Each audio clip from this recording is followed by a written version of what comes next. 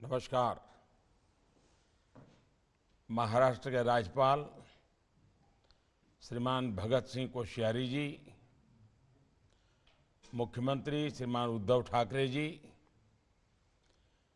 केंद्रीय मंत्रिमंडल में मेरे सहयोगी अश्विनी वैष्णव जी, राव साहेब दानवे जी, महाराष्ट्र के उप मुख्यमंत्री अजित पवार जी, महाराष्ट्र के पूर्व मुख्यमंत्री देवेंद्र फडणवीस जी, सांसद और विधायकगण, भाई और बहनों, कल छत्रपति शिवाजी महाराज की जन्म जयंती है। सबसे पहले मैं भारत के गौरव, भारत की पहचान और संस्कृति के रक्षक, देश के महान महानायक के चरणों में आदरपूर्वक प्रणाम करता हूं। शिवाजी महाराज की जयंती के एक दिन पहले ठाणे दीवा के बीच नई बनी 5वीं और 6ठी रेल लाइन के शुभारंभ पर हर मुंबईकर को बहुत बहुत बधाई। ये नई रेल लाइन मुंबई वासियों के जीवन में एक बड़ा बदलाव लाएगी, उनकी ईज ऑफ लिविंग बढ़ाएगी। ये नई रेल लाइन मुंबई की कभी न थमने वाली जिंदगी को और अधिक रफ्तार देगी। इन दोनों लाइंस के शुरू होने से मुंबई के लोगों को सीधे सीधे 4 फायदे होंगे। पहला, अब लोकल और एक्सप्रेस ट्रेनों के लिए अलग अलग लाइनें हो जाएगी। दूसरा, दूसरे राज्यों से मुंबई आने जाने वाली ट्रेनों को अब लोकल ट्रेनों की पासिंग का इंतजार नहीं करना पड़ेगा। तीसरा, कल्याण से कुर्ला सेक्शन में मेल एक्सप्रेस गाड़ियों अब बिना किसी अवरोध के चलाई जा सकेगी। और चौथा, हर रविवार को होने वाले ब्लॉक के कारण कलावा और मुंब्रा के साथियों की परेशानी भी अब दूर हो गई है। साथियों, आज से सेंट्रल रेलवे लाइन पर 36 नई लोकल चलने जा रही हैं। इनमें से भी अधिकतर एसी ट्रेनें हैं। ये लोकल की सुविधा को विस्तार देने, लोकल को आधुनिक बनाने के केंद्र सरकार के कमिटमेंट का हिस्सा है। बीते 7 साल में मुंबई में मेट्रो का भी विस्तार किया गया है। मुंबई से सटे सबर्बन सेंटर्स में मेट्रो नेटवर्क को तेजी से फैलाया जा रहा है। भाई और बहनों, दशकों से मुंबई की सेवा कर रही लोकल का विस्तार करने, इसको आधुनिक बनाने की मांग बहुत पुरानी थी। 2008 में इस 5वीं और 6ठी लाइन की शिलान्यास हुआ था। इसको 2015 में पूरा होना था, लेकिन दुर्भाग्य यह है कि 2014 तक ये प्रोजेक्ट अलग अलग कारणों से लटका रहा। इसके बाद हमने इस पर तेजी से काम करना शुरू किया, समस्याओं को सुलझाया। मुझे बताया गया है कि 34 स्थान तो ऐसे थे जहां नई रेल लाइन को पुरानी रेल लाइन से जोड़ा जाना था।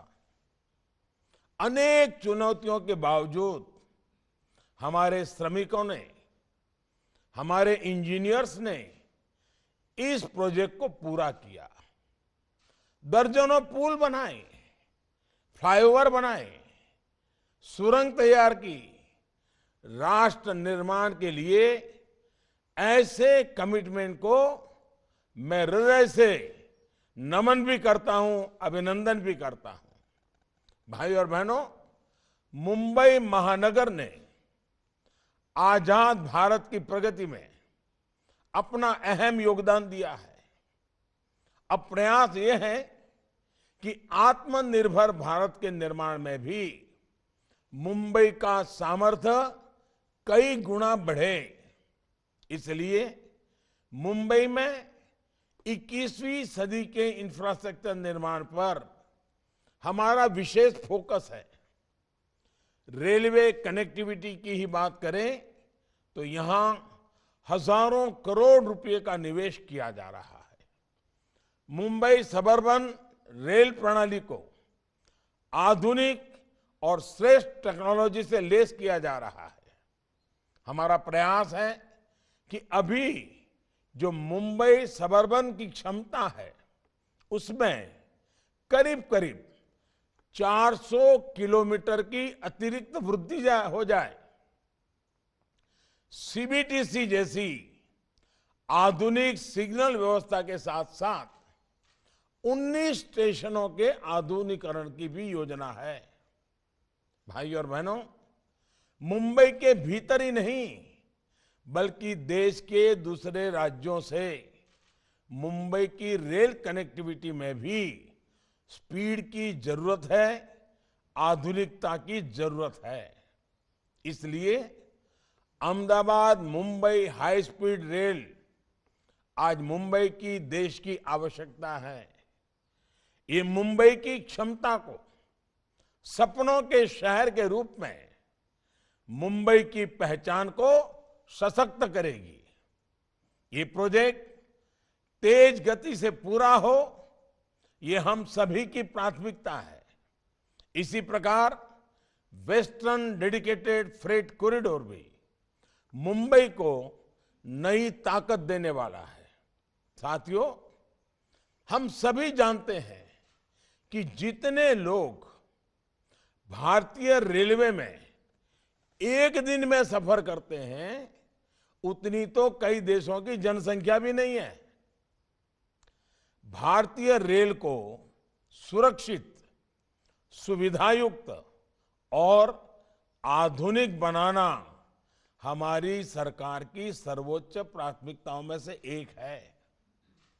हमारी इस प्रतिबद्धता को कोरोना वैश्विक महामारी भी डिगा नहीं पाई है। बीते 2 सालों में रेलवे ने फ्रेट ट्रांसपोर्टेशन में नए रिकॉर्ड बनाए हैं। इसके साथ ही 8,000 किलोमीटर रेल लाइनों का इलेक्ट्रिफिकेशन भी किया गया है।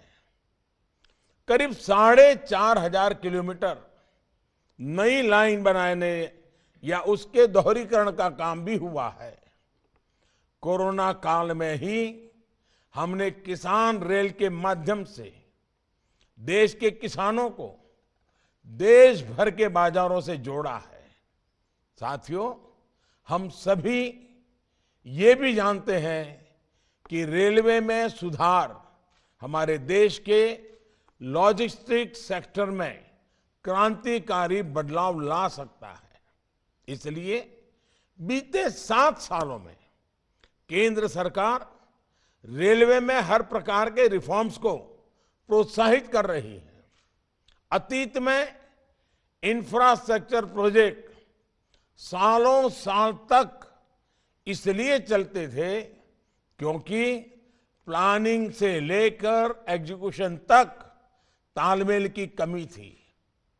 इस अप्रोच से 21वीं सदी भारत के इंफ्रास्ट्रक्चर का निर्माण संभव नहीं है।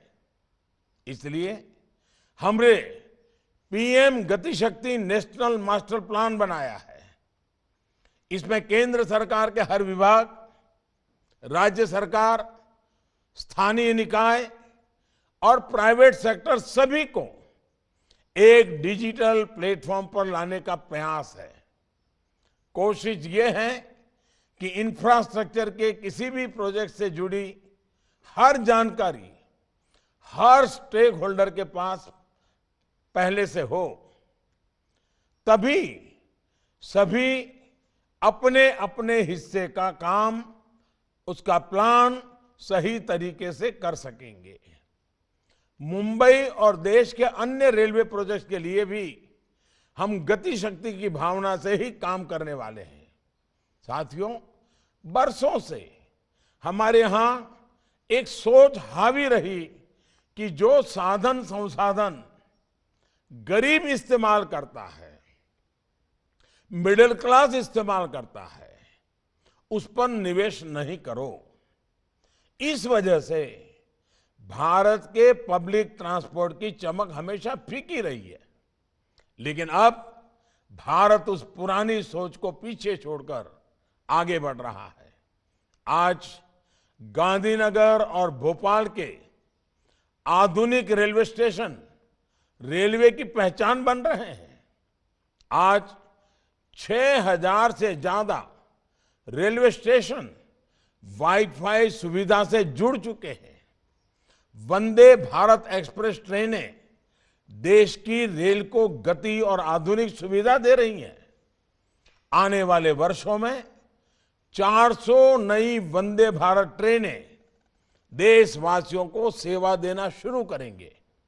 भाइयों और बहनों, एक और पुरानी अप्रोच जो हमारी सरकार ने बदली है, वो है रेलवे के अपने सामर्थ्य पर भरोसा। 7-8 साल पहले तक देश की जो रेल कोच फैक्ट्रियां थी, उनको लेकर बहुत उदासीनता थी। इन फैक्ट्रियों की जो स्थिति थी, उनको देखते हुए कोई कल्पना भी नहीं कर सकता कि ये फैक्ट्रियां इतनी आधुनिक ट्रेनें बना सकती हैं। लेकिन आज वंदे भारत ट्रेनें और स्वदेशी विस्टाडोम कोच इन्हीं फैक्ट्रियों में बन रहे हैं। आज हम अपने सिंगलिंग सिस्टम को विदेशी समाधान से आधुनिक बनाने पर भी निरंतर काम कर रहे हैं। स्वदेशी समाधान चाहिए, हम विदेशी निर्भरता से मुक्ति चाहिए। साथियों, नई सुविधाएं विकसित करने के इन प्रयासों का बहुत बड़ा लाभ मुंबई और आसपास के शहरों को होने वाला है। गरीब और मिडिल क्लास परिवारों को इन नई सुविधाओं से आसानी भी होगी और कमाई के नए साधन भी मिलेंगे। मुंबई के निरंतर विकास के कमिटमेंट के साथ एक बार फिर सभी मुंबईकरों को बहुत बहुत बधाई देता हूं। बहुत बहुत धन्यवाद।